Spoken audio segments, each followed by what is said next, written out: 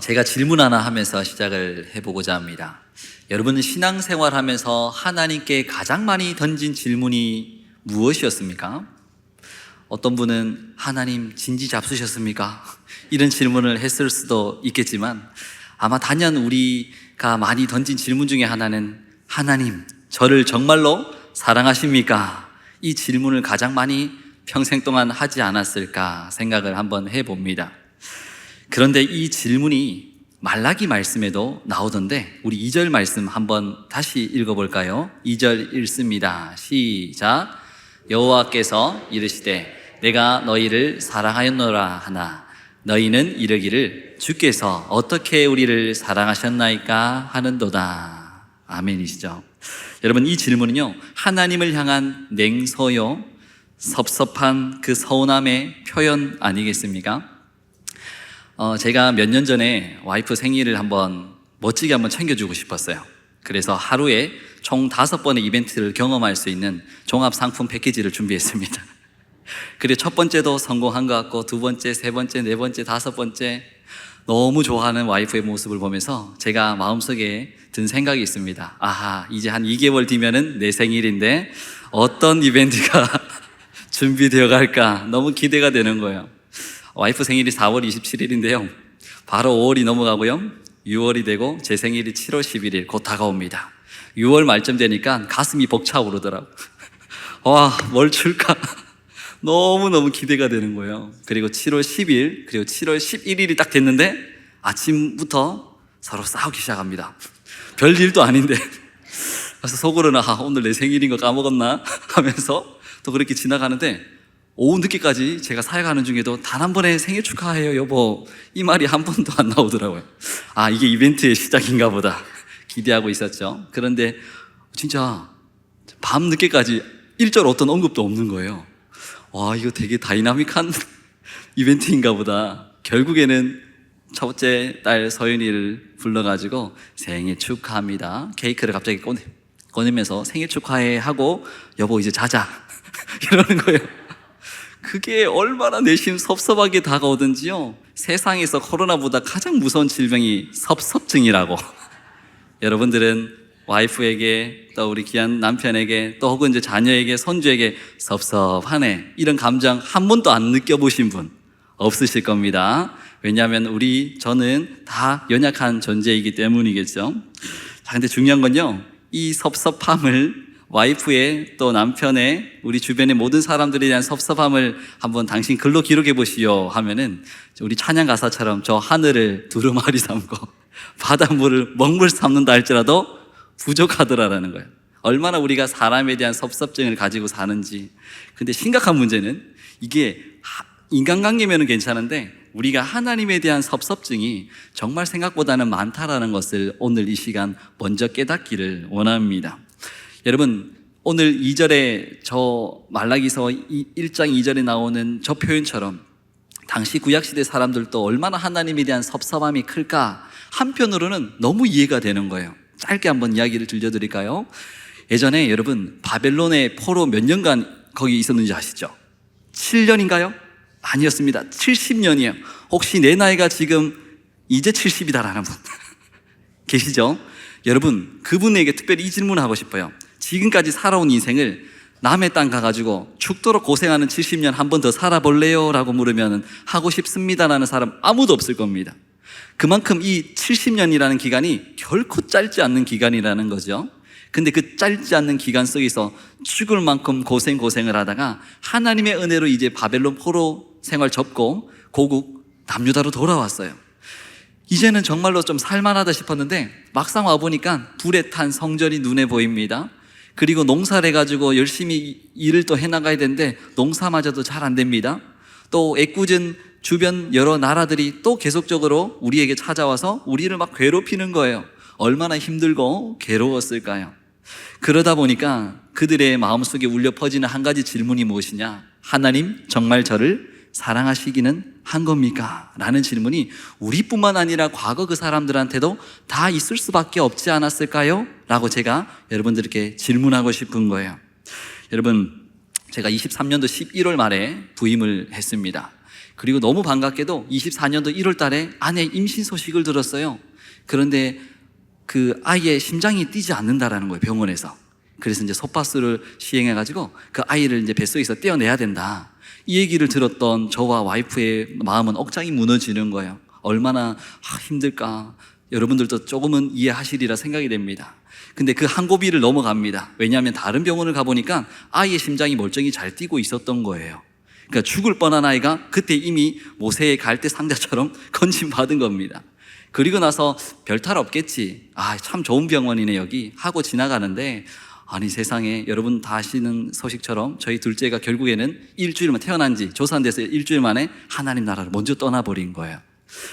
이런 상황들을 경험하면서 제 마음속에 들었던 그 한 가지 질문이 무엇이냐면, 하나님은 저를 사랑하시지 않죠? 이거였었어요. 계속 기도가 안 나오는 거예요. 점점점 메말라가는 예배를 드리는 거예요. 분명히 욥의 인생을 보더라도 초반부터 불평하지는 않더라고요. 나중에 가면 갈수록 욥이 또한 에레미야가 자신의 생일마저 저주했다라는 거 잘 알고 계실 겁니다. 근데 저는 이 초장부터 마음이 완악해져가지고 진짜 하나님 살아계시지 않는구나, 그런 마음 상태에서 여러분들께 설교를 했다라고 지금 생각해 보니까 하나님께 얼마나 이 부분을 회개해야 될지 다시 한번 깨닫게 됩니다. 그러나 여러분도 조금은 그 마음을 이해하시리라 생각이 돼요. 여러분도 힘든 상황들, 고난들, 어려움, 역경들 한 번이 아니라 10번이 아니라 100번, 1000번, 10,000번이 반복되다 보면은 그 마음이 점점점 하나님 앞에서 강팍해질 수밖에 없을 거예요. 그때 무조건 떠오르는 질문 한 가지가 무엇이라고요? 하나님 정말 살아계십니까? 하나님 정말 나를 사랑하고 계시기는 한 겁니까? 라는 질문이 들더라는 겁니다. 여러분, 그러나 오늘 본문 속에서 꼭 알아야 될 사실 한 가지를 하나님 이렇게 말씀하시네요. 하나님은 변함없는 사랑으로 우리를 사랑하시는 줄 믿으시기 바랍니다. 한 번만 더요. 하나님은 변함없는 사랑으로 우리를 과거나 지금이나 영원토록 사랑하시는 줄 믿으시기 바랍니다. 오늘 이거 하나가 설교의 결론입니다. 1, 2절 한번 띄워만 주시고요, 눈으로 한번 쭉 보시면서 말씀 들어주시면 좋겠어요. 제가 한 번만 더 읽어드릴게요. 여호와께서 이스라엘에게 말씀으로 하신 경고, 곧 말라기의 말씀이라. 내가 너희를 사랑하였노라 하시나. 일단 여기까지 읽을게요. 여러분, 여기 나와 있는 하나님이 어떻게 우리를 사랑하시는지 보기 전에요, 하나님이 이스라엘을 사랑하였노라 라고 기록하고 있습니다. 자, 여러분, 이 표현을 보면 하나님이 마치 과거에만 나를, 이스라엘을 사랑한 것처럼 느낄 수가 있습니다. 그러나 저 표현은 그렇게 느끼면 오해입니다. 왜냐하면요, 하나님은 여러분 아시다시피 과거나 지금이나 미래나 영원토록 사랑이시고 변함없는 사랑으로 계속 사랑을 베풀고 계신다는 것을 염두하시고 오늘 이 본문을 살펴보면 좋겠어요. 자, 그러면 하나님이 나를 사랑하신다, 이건 도대체 어떤 의미가 있는 걸까요? 여러분, 대다수 사람은요, 저처럼 사랑을 감정으로만 대합니다. 이 무슨 말이냐면요, 사랑을 감정으로 대한다라는 이 말은, 제가 아까 전에 와이프 이야기를 잠시 꺼냈는데, 와이프가 나한테 뭔가 더 터치해주고 뭔가 더 해주고 뭔가 더 좋은 말 해주고 이런 식으로만 바라는 것을 여러분 사랑이라고만 생각할 때가 있더라라는 거예요. 그런데 여러분, 하나님의 사랑은 감정이 아닙니다. 오히려 하나님의 사랑은 선택이라는 것을 여러분 아시면 좋겠습니다. 2절 3절 한번 띄워주시고요, 2절 3절을 한마디로 요약하면 이렇습니다. 하나님이 그 동생 야곱은 사랑하고 그 형 에서는 어떻게 했다고요? 미워했다. 질문 나갑니다. 여러분, 야곱이 위대한 존재 맞습니까? 이러면 약간 헷갈리죠. 분명히 성경 전체적으로는 야곱이 참 대단하다라는 식으로 평가하고 있는 것 같은데, 또 한편으로는 보면 여러분 아시죠? 도망자 인생, 그리고 말만 하면 거짓말하는 인생, 속에 야망을 품은 부정적으로 또 그려질 수 있는 한 인물 아니겠습니까? 그런데 왜 이 시점에서 말라기 이 지금 말씀을 하다가 하나님이 뜬금없이 왜 두 사람을 비교했으며 왜 하필 야곱과 이 에서의 선택에 대한 이야기를 하고 있을까? 라는 질문이 여러분들에게 분명히 있으실 겁니다. 왜 하나님께서 뜬금없이 야곱과 에서를 등장시키냐면, 하나님의 사랑은 감정이 아니라 바로 선택이라는 것을 우리 모두에게 가르쳐 주기 위함입니다. 제가 또 이런 질문 해볼까요? 우리는 하나님께 사랑받을 마땅한 자격 조건이 갖춰져 있는 자들입니까? 결코 그렇지 않습니다. 야곱 또한 그렇습니다. 그저 우리와 과거 야곱, 이 세상의 모든 사람들, 특별히 이제 믿는 자로 택정받은 모든 사람들은 하나님께서 그저 택했을 뿐입니다. 그 택함 때문에, 선택 때문에 우리는 찜당하여서 우린 죽어도 천국에 갈 수 있는 줄 믿으시기 바랍니다. 다른 이유가 하나도 개입되어 있지 않습니다. 오직 하나님의 마음, 하나님의 뜻대로 우리는 그저 선택을 당했을 뿐입니다. 여러분, 그렇다면 우리는 하나님께 그저 감사하면서 하나님께 더 믿음으로 나아가야 되지 않겠습니까? 여러분, 하나님의 선택은요, 단순히 감정이 아니라 어디에 기초해 있는 줄 아십니까? 하나님의 영원한 언약에 기초해 있는 줄 또한 믿으시기 바랍니다. 그 수많은 언약 중에서요, 우리 오늘 이 언약 말씀 한번 읽어볼까요? 로마서 말씀입니다. 한번 띄워주시고요. 로마서 8장 35절 읽습니다. 시작. 누가 우리를 그리스도의 사랑에서 끊으리요? 환난이나 공고나 박해나 기근이나 적신이나 위험이나 칼이랴. 뒤에 혹시 없습니까? 자, 읽습니다. 시작. 우리가 아직 죄인 되었을 때에 그리스도께서 우리를 위하여 죽으심으로. 여러분, 하나님은요, 자신이 했던 약속을 무조건 지켜 행하신다라고 우리에게 약속하고 있습니다. 다시 말해서요, 야곱이 대단한 존재라서 선택한 것이 아니라 그저 하나님이 약속의 근거에서 이 사람을 선택했다, 나를 선택했다라는 것에 오늘 다시 한번 더 은혜 받기를 원합니다. 여러분, 말라기서는 혹시 어떤 책인지 아십니까? 이 말라기는 결국 이스라엘이 바벨론 포로에서 돌아온 다음에 신앙의 무기력감, 그리고 여러 가지 회의주의, 이런 것들에 빠져 있었을 때 기록된 책입니다. 그런데 곰곰이 돌아보면 이들은 한없이 기뻐해야 될 타이밍이 아니었을까요? 한없이 괴로워하고 힘들어하는 그 상황 속에 하나님이 출애굽하듯이 그 바벨론으로부터 사람들을 구원해 주셨으니까요. 그러니까 하나님께 무조건 감사, 찬양, 영광, 예배만 있어야 될 것 같은데 이들의 입술 속에는 불평이 쏟아지고 나 그냥 차라리 죽는 게 낫겠다, 이곳이나 저곳이나 다 이 모든 세상이 지옥 같네, 이런 말들을 하나님 들으시니까 하나님 얼마나 마음이 아프셨을까요? 여러분, 구약시대 니느웨로 가라라는 명령을 받았던 요나 아시죠? 여러분, 이 요나는 하나님께 사랑받은 자였을까요? 버림받은 자였을까요? 한번 생각해 보시겠습니까? 저는 확신하건대 이 요나는 하나님께 정말 큰 은혜와 사랑을 받은 자인 줄 저는 믿습니다. 왜냐하면요, 그 당시에 수많은 선지자들이 있었을 거 아니에요. 근데 정말 이 한 연약한 사람을 탁 꼬집어서 뽑으셨다라는 것, 얼마나 영예롭고 영광스러웠을까요? 그런데 자기가 그려둔 사역의 이미지와는 정반대 방향으로 하나님 나를 이끄셨으니 나는 하나님께로부터 뭘 받았다? 버림받았다라고 그가 생각할 수밖에 없었을 수 있습니다. 그렇죠? 여러분, 하나님 사랑에 매여갔던 것이 아니라 억지로 속아 도살장 끌려가듯이 스스로를 향해서 이 저주받은 인생아 하면서 가는 요나 모습을 충분히 여러분 상상해 보실 수 있을 겁니다. 그런데 여러분, 다시요, 하나님은 사랑이시고 하나님 누구보다 요나를 사랑하셨기 때문에 니느웨로 복음 전파자 누구를 선택할까? 요나를 선택한 줄 믿으시기 바랍니다. 여러분, 혹여나 우리 가운데 여전히 하나님께 대한 감사와 영광이 아닌 하나님께 대한 원망과 특별히 오해에 사로잡혀 살아가고 있는 우리 믿음의 선배님들 혹시 이 자리에 계십니까? 여러분, 다른 무엇이 아니라 오늘 하나님께서 제발 좀 나타나셔서 그 한 영혼 한 영혼 어루만지시면서 너 나에 대해서 지금 오해하고 있어, 누구야? 그러니까 제발 나에게로 돌아와라, 나의 사랑으로 완전히 회개했으면 좋겠다 라고 말씀해 주시는 역사가 오늘 이 시간 일어나기를 간절히 주님 이름으로 축복합니다. 그래서 회의감에 빠져 있었던 자들이 다시 한 번 더 힘을 얻고 말씀 통해서 힘을 얻어서 하나님께 접붙임 받을 수 있는 놀라운 역사가 오늘 일어나기를 소망합니다. 여러분, 다시 한 번 더 이스라엘 민족 한번 떠올려 보면 좋겠습니다.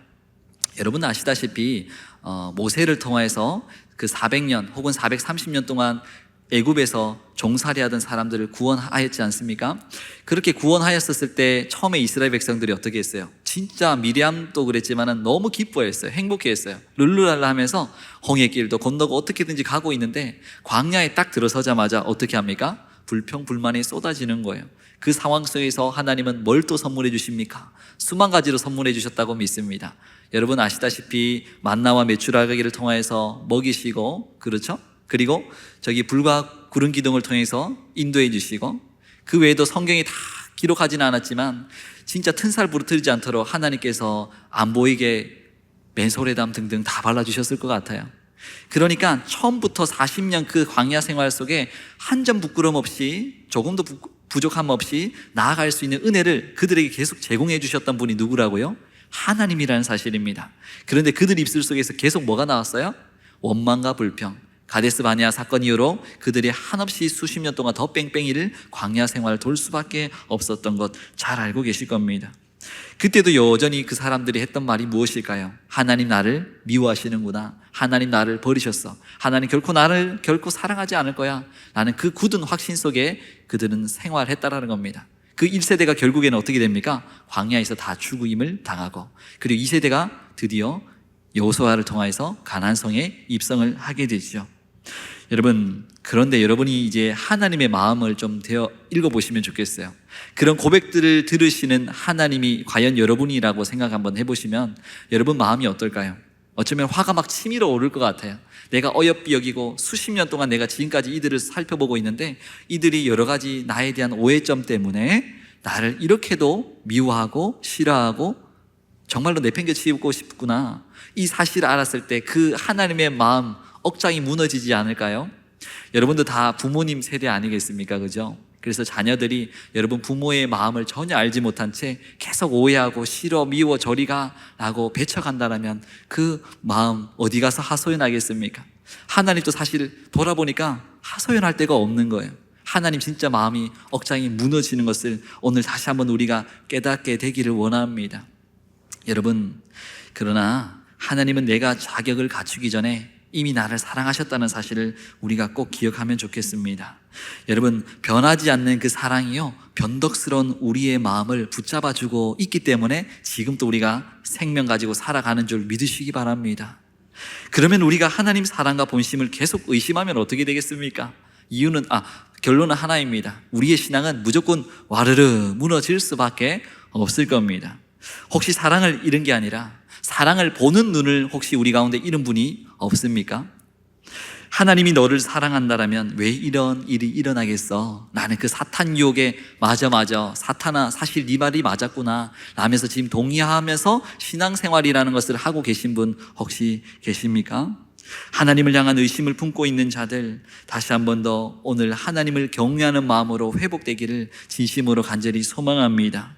하나님에 대한 그 사랑이 결국 무너지고 하나님에 대한 오해가 점점 커질 때 우리는 하나님이 받기 싫어하는 타락한 예배만을 드릴 수밖에 없을 겁니다.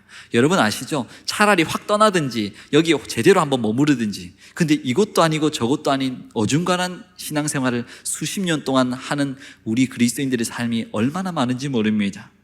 여러분, 때로는 하나님께서 고난이라는 것을 통하여서 하나님의 사랑을 의심을 할 때 계속적으로 말씀이라는 것을 주세요. 특별히 오늘 다른 말씀이기 전에 하나님에 대한 의심이 든다, 꼭 붙들어야 될 말씀 한 가지 소개하겠습니다. 다시 한번 우리 로마서 5장 8절 끝부분 읽어보겠습니다. 우리가부터 한번 띄워주시고요. 그 뒷부분 읽습니다. 시작. 우리가 아직 죄인 되었을 때에 그리스도께서 우리를 위하여 죽으심으로. 일단 뒤에는 생략이 되어 있는데 여러분, 결국 이건 예수님이 나를 위해서 십자가에 달려 죽으셨고 더 붙인다라면 3일 만에 부활하셨다는 내용 아니겠습니까? 여러분, 누가 나를 위해서 감히 목숨을 내어 던지겠다는 말입니까? 여러분, 예수님에 대해서, 하나님에 대해서 의구심이 자꾸만 들 때 다른 거 생각하지 마시고 그분이 나를 위해서 뭐 하셨다? 죽으셨다. 그러니까 나는 얼마나 이 사랑에 빚이 있는 자인가, 이것만 생각하시면서 철퍼덕 넘어질 때마다 또 그 생각 때문에 일어설 수 있는 은혜가 있기를 간절히 원합니다. 여러분, 신앙의 중심을 느낌이라는 것이 아니라 말씀이라는 것에 두시기를 바랍니다. 느낌에 두면요, 자꾸 사탄 마귀가 말하는 쪽으로 수많은 사람들이 다수결의 원칙에 따라서 흘러갑니다. 그런데 말씀 중심에 딱 서게 되고 말씀 중심으로 뭔가를 선택하게 되면 수많은 사람들은 그 선택을 잘 하지 않을지언정 나만큼은 하나님 말씀 기준으로 살아서 하나님께 인정받고 하나님께 복받을 수 있는 인생 된다는 것을 꼭 깨닫기를 원합니다. 여러분, 결국 하나님의 모든 사랑이 우리의 모든 것을 회복하여 주실 줄 믿습니다. 본문 4절에는요, 하나님께서 에돔 곧 에서의 후손에 대해서 선포하시는 장면이 나와요. 우리 4절 말씀도 한번 잠시 읽어볼까요?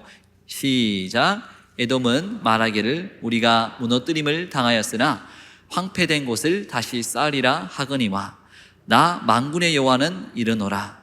그들은 쌓을지라도 나는 헐리라. 일단 여기까지 한번 잠시 읽을게요. 여러분, 하나님의 사랑은 단지 감정적인 위로에 머무르지 않습니다.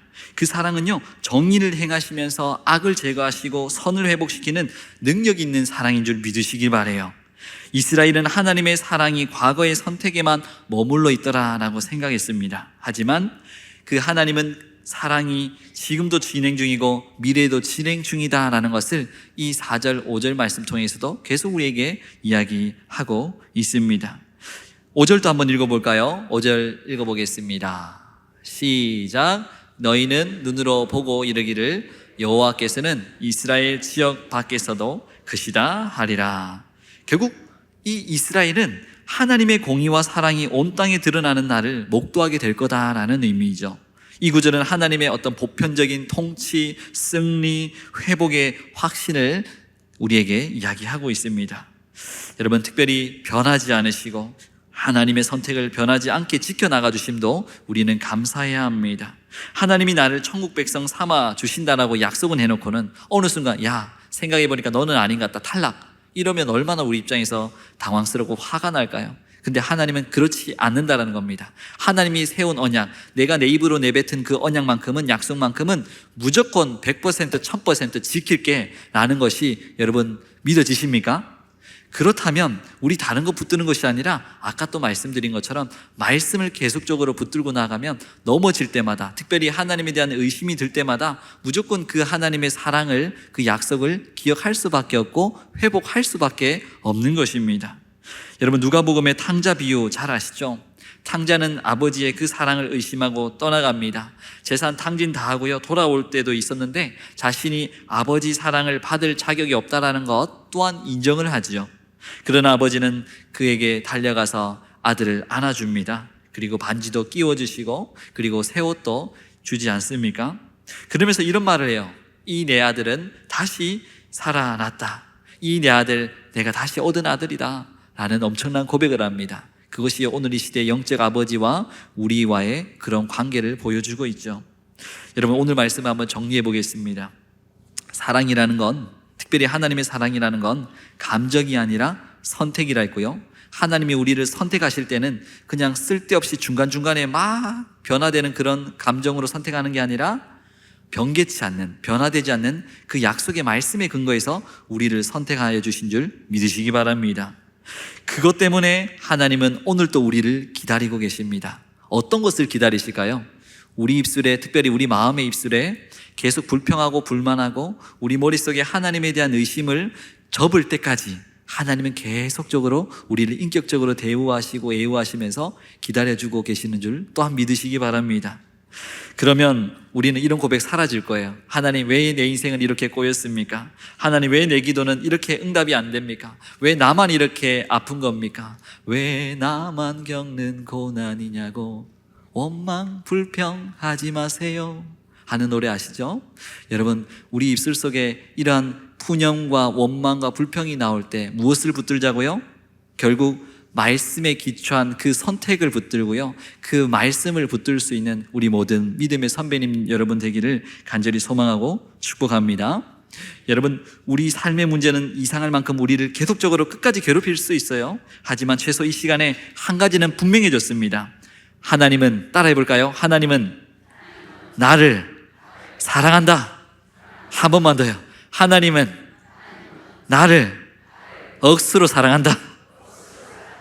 믿어지십니까? 그 사랑 가지고 우리가 다시 한 번 더 일어서면 좋겠습니다. 진흙탕성에서 하나님을 오해하며 살았던 인생이 다시 한 번 더 오늘 이 말씀 통하여서 하나님 나를 사랑해, 사타마귀가 오면 그냥 한 대 치십시오, 그런 소리로 나를 유혹하지 마, 하나님은 나를 진짜 사랑해, 다시 한 번 이 고백 가지고 힘차게 달려갈 수 있는 우리 모든 인생 되기를 주님 이름으로 소망하고 축복합니다.